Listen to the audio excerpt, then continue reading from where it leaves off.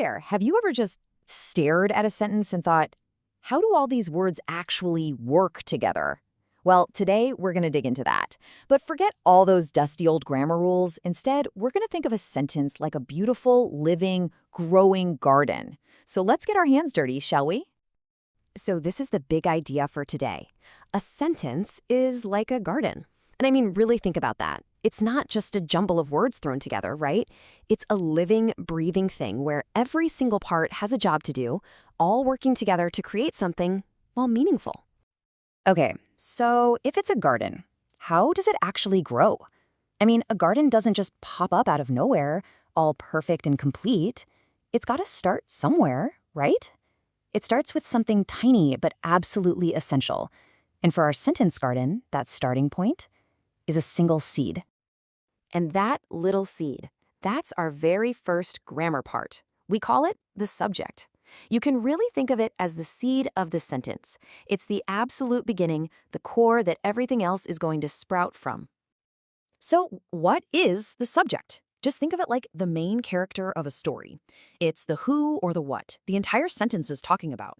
It's usually a noun, a person, a place, a thing. And here's the deal. Without that seed, without that subject, your garden just doesn't exist. It can't even start. Let's look at this one. The seed waits beneath the soil. Just ask yourself, who or what is this sentence all about? Well, it's about the seed, right? That's it. That's our subject. It's the what of the sentence, super simple, and it's the foundation for everything else. Okay, but a seed just sitting there, that's not really a garden, is it? It's just a seed. It needs to do something. It has to grow. And that brings us to the next crucial part, the action. In grammar, we call this the verb. The verb, this is the energy in our garden. It's the spark of life. It's what makes things happen. The verb tells us exactly what our subject, our little seed, is doing, or even just what it's being. It's the difference between a still photograph and a movie. So check this out. The seed grows. See that partnership? We have our subject, the seed, and what's it doing? It grows. That's our verb.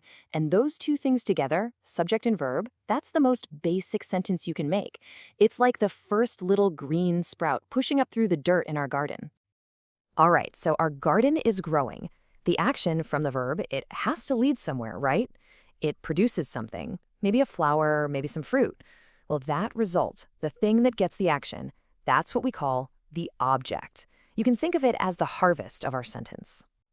The direct object is pretty straightforward. It's the thing that the verb's action happens directly to. So if I say, the gardener plants seeds, ask yourself, what gets planted? The seeds. The seeds are directly receiving that action. They are the direct object.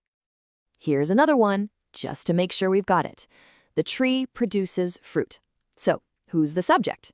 The tree. What's the action? The verb. Produces. And it produces what? Fruit. See? The fruit is getting produced. It's directly getting that action. That's our harvest, our direct object. Okay, now sometimes the harvest is given to someone or something else, and that someone or something is called the indirect object. Let's look at two ways to say the same thing. On the left, the gardener gives the plant water. Who's getting the water? The plant. The plant is the indirect object. Now look at the right. The gardener gives water to the plant. It means the exact same thing, but to the plant is structured a little differently. Both are totally fine, they just show the two ways an indirect object can show up. So far, our garden has a good structure, right? A seed, some action, a harvest. But it's a little plain, don't you think?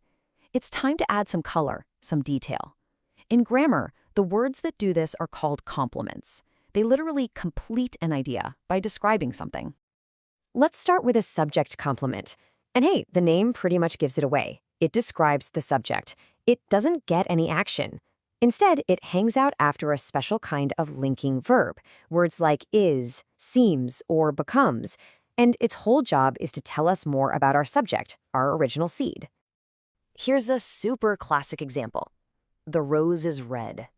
Okay, subject is the rose. The verb is, that's our linking verb. Now red, is red something the rose is doing? No way. It's what the rose is. So red is the subject complement. It's just adding that beautiful descriptive color right back to our subject. Okay, so a subject complement describes the subject. Makes sense. But what if we want to describe the harvest? The direct object? Well, there's a tool for that. That's where the object complement comes in. It comes right after the direct object and tells us what the action of the verb turned it into. All right, let's break this one down. The sun makes the forest warm. Who's the subject? The sun. What's the verb? Makes. What does the sun make? The forest. That's our direct object. And what does it make the forest become? Warm. See? Warm is the object complement. And notice, this is important, it's describing the forest, not the sun. The forest is warm, not the sun. A real garden isn't just floating in space. It has an environment, right? There's sunlight, soil, maybe a gentle breeze. Well, in grammar, all those little details, the how, the when, the where, the what kind, we call those modifiers. They build the whole world that our sentence lives in. Now, the two big players here are adjectives and adverbs, and their jobs are actually super clear. Adjectives describe nouns, the things in our garden, like in the old tree. Old just tells us what kind of tree it is. Easy enough. Adverbs, though, they describe the verbs, the actions. How does the seed grow? It grows slowly. Slowly is an adverb. They usually tell you how, when, or where something happens. And when you use them both, you get all this amazing texture and richness in your sentence garden. Another huge part of the environment is location and time. And we show this with little phrases that usually start with words like in, on, or under. Those little words are called prepositions. And the noun that follows them? That's the object of the preposition. The whole phrase works as a team to give the sentence context, to ground it, kind of like roots holding a tree in the soil.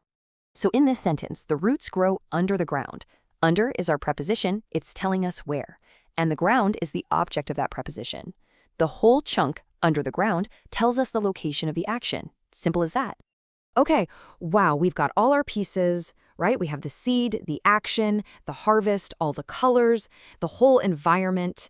So what do you say? Let's put it all together and see what a complete, beautiful garden sentence looks like. All right, let's build this thing together, step by step. First up, we need our seed, our subject. Let's go with the gardener. Okay, what's our gardener going to do? We need an action, a verb, planted. The gardener planted what? Gotta have a harvest, a direct object, seeds. Now let's make it more interesting. How did the gardener plant them? Let's throw in an adverb for the conditions. Carefully. And last but not least, where? We need a location, a prepositional phrase, in the soil. Okay, let's put it all together now. The gardener planted seeds carefully in the soil. Look at that, a complete, flourishing sentence, and we grew it from just a few simple parts. So, you see, just like in a real garden, every single word in a sentence has its own special job to do. But if there's one thing to really remember, it's this. The verb is like the root. It's what directs all the growth. And once you really get a feel for these basic patterns, you can start to grow any kind of sentence you can imagine. So the only question left is, what are you going to grow in your grammar garden?